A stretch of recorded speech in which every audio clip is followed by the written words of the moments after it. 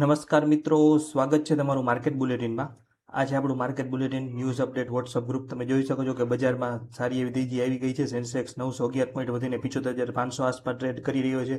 Nifty 23,720 આસપાસ trade કરી રહી છે અને બેંક નિફ્ટીમાં પણ ધમાકેદાર 847 પોઈન્ટની તેજી જોવા મળી છે. તો ઓચિંતાનું બજારમાં ઉછાળાનું કારણ શું છે, તો તેનું આપણે ન્યૂઝ અપડેટ ગ્રુપમાં પોસ્ટ કરી છે. તમે જોઈ શકો છો કે બ્લમબર્ગનો એક અહેવાલ આવ્યો છે કે India is considering a significant reduction in the tax paid by foreign investor on the nation's bond. તો શું છે આખી બાબત?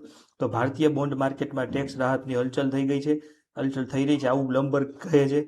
બ્લમબર્ગના અહેવાલ અનુસાર ભારત સરકાર વિદેશી રોકાણકારો માટે બોન્ડ અને રોકાણ ઉપર લાગતા ટેક્સમાં ધરખમ ઘટાડો કરવાની યોજના બનાવી રહી છે.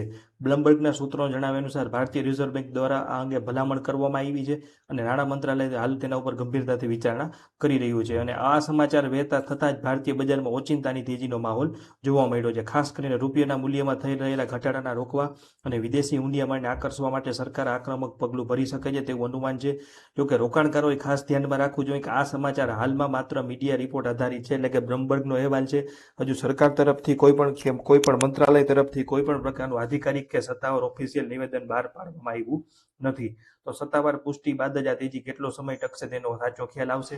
અત્યારે કોઈ ઓફિશિયલ નિવેદન આવ્યું નથી, એટલે જે કાંઈ પણ પોઝિશન બનાવવું કે ટ્રેડિંગ કરો તેમાં સાવચેતી રાખવી જરૂરી છે. તો આવા તમામ મહત્વના અપડેટ માટે જોડાયેલા રહેજો માર્કેટ બુલેટિન સાથે અને આપણી ચેનલને સબસ્ક્રાઇબ કરી લેજો અને ઇન્સ્ટાગ્રામને ફોલો કરી લેજો. અને છતાં પણ આ બાબતે કોઈ પણ પ્રશ્ન કે મંતવ્ય હોય તો કોમેન્ટ સેક્શનમાં જરૂર જણાવજો. આભાર, જોડાયેલા રહેજો.